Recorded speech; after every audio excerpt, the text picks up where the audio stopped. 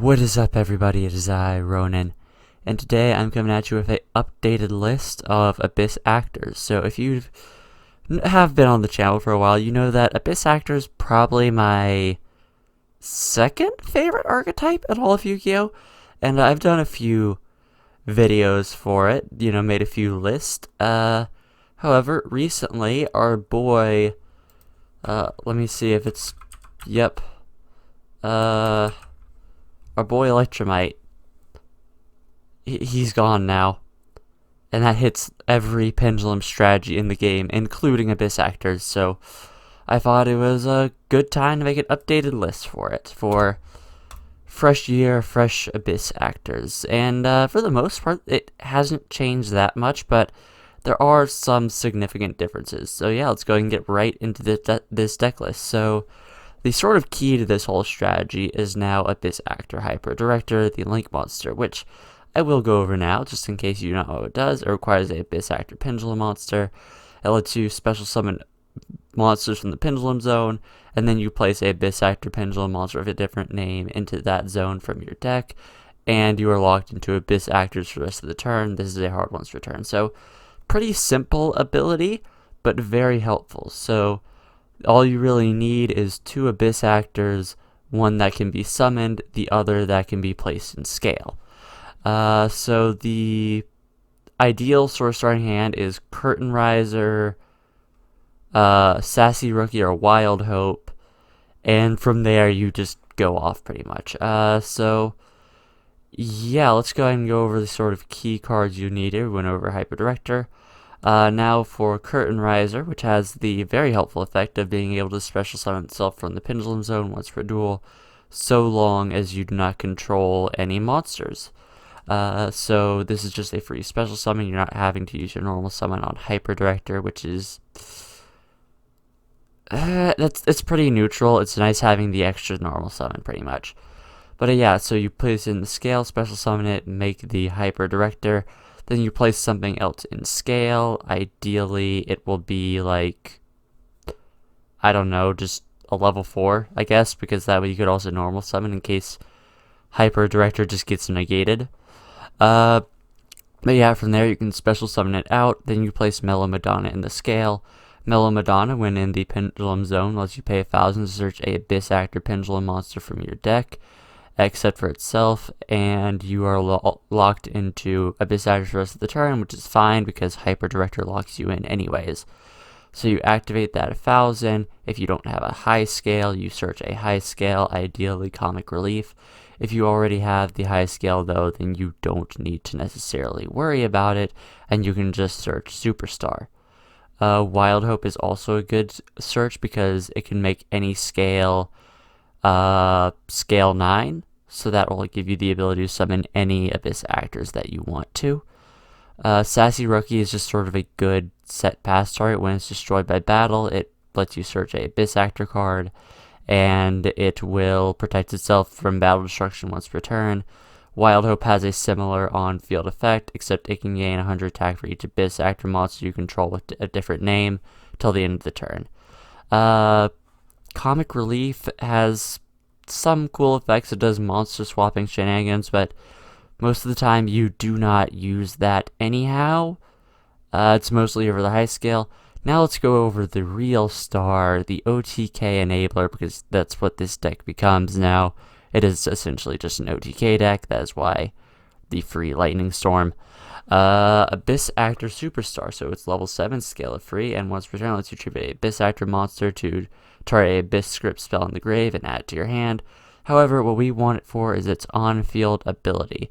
When it is normal or special summon, your opponent cannot activate spell traps and effects cannot be activated.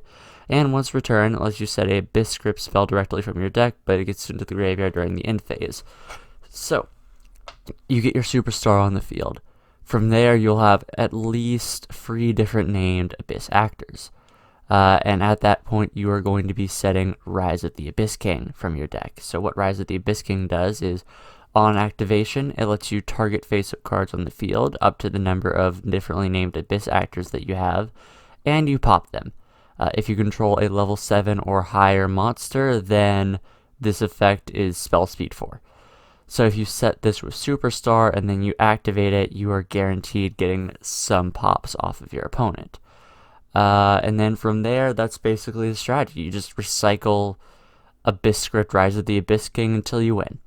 In order to help with that, we also have one copy of Abyss Script, Abyss Entertainment, which lets you tribute a Abyss Actor monster to set a Abyss Script from the graveyard. We also have a few other Abyss Scripts, just in case, like Opening Ceremony. When it's activated, you gain 500 life points for each differently named Abyss Actor.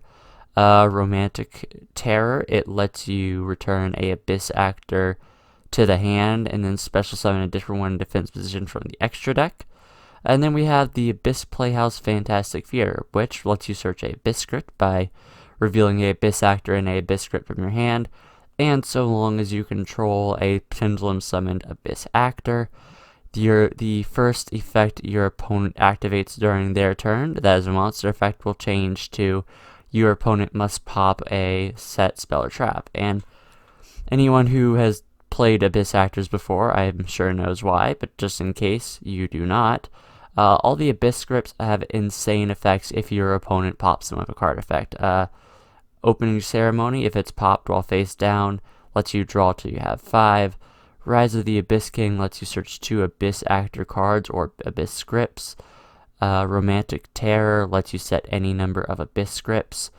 And, Abyss Entertainment is not as good. It just lets you special summon face-up Abyss Actor Pendulums from the extra deck.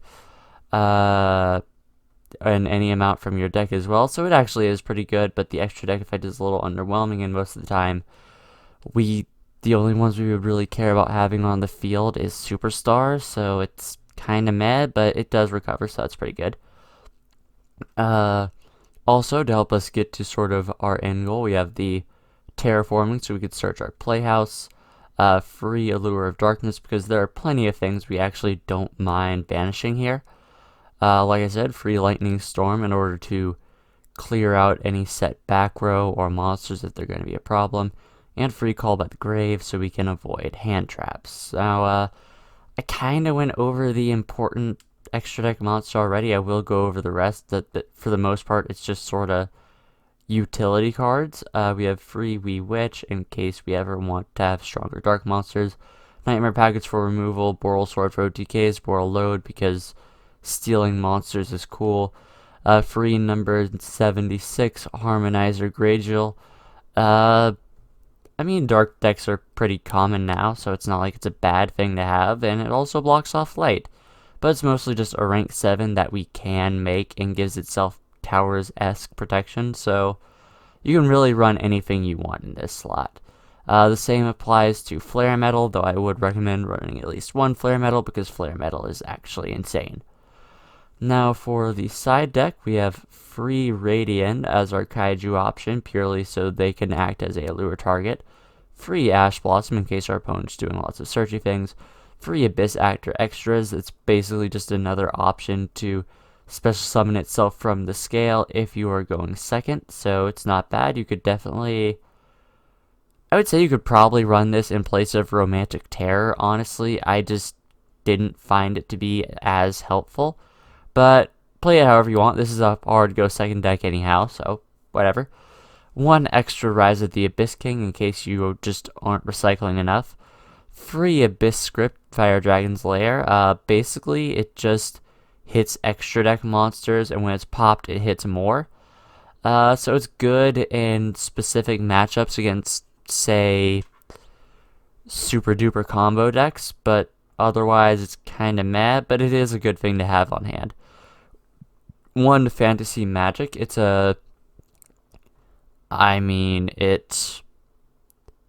gets rid of Chaos Max. That's what it does. It outs Chaos Max. You have to crash, but it will out a Chaos Max for you, so it's good if you're in that type of matchup where your opponent's monsters just don't die by battle. And our 1 red reboot in case of trap heavy matchups. So, if you are new here, we just go into a couple replays. I show you how the deck doing good, the deck doing bad, and what I wish could be changed, what I liked, so on and so forth. But yeah, all that being said, I'll see you guys in the first replay.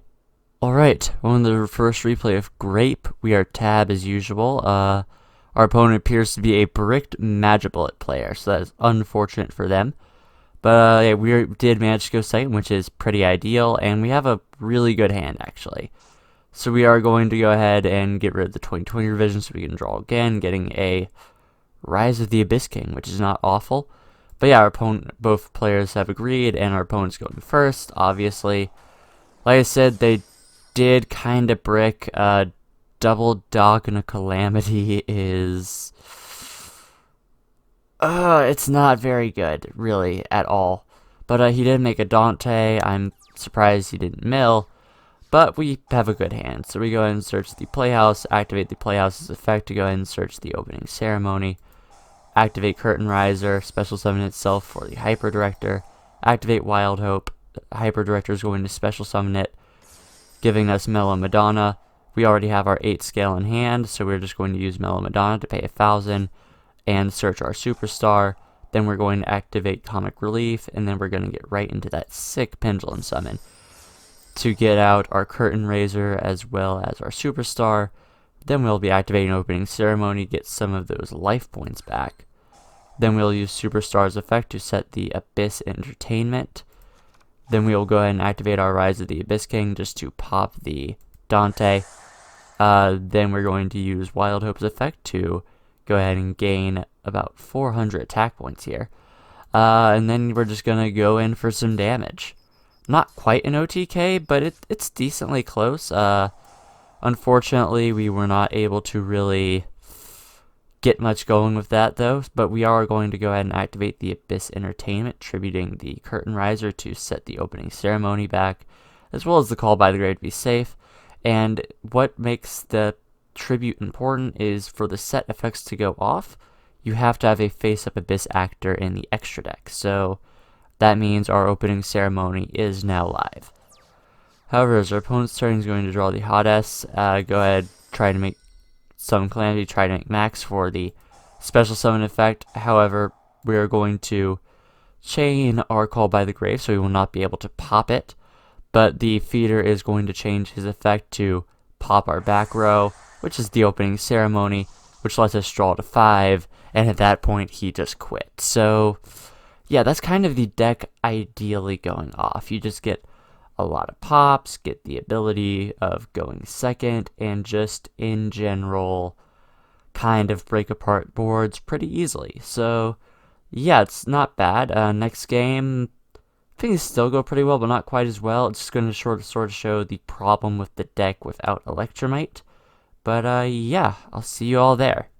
Okay, on to the second and final replay of Dolan. We're still tab, and this is a pretty good hand again. The problem is that we are going first here, but you'll see why that's a problem in a second. So our opponent is playing some Speedroids. It's a little jank, I'm not going to lie, but you know, it's cool. It's a cool deck to see out and about. But yeah, so we're going to go ahead and get that. And so we are going first, which is not what the deck wants to do. So we're going to sort of be making the same play from last game, because that's pretty much the best combination that this deck has. However, normally we would be able to set something like Rise of the Abyss King, activate it, and then get 1, 2, 3, 4, 5 pops, which would be absolutely sick. However, we are going first here, so unfortunately all we can do is activate Rise of the Abyss King and set the Romantic Terror without a face up there, so it's a little rough for us. And that's really the problem with the deck as it has to be. You just don't have going first options, ideally, and it's not great. So our opponent's just going off a little bit. I need to make a Speedroid deck at some point, I think. But yeah, so he's just going to attack over our boys. Thankfully, no damage is taken when Comic Relief dies. But we are going to pay 1,000, search another Superstar, turn our boys to attack mode, go ahead and get a little bit of attack points with Wild Hope, use Superstar again, this time setting Rise of the Abyss King, activating it to pop his board. Then we're just going to the battle phase. Mintco, though. but we do get another opening ceremony, so it's fine.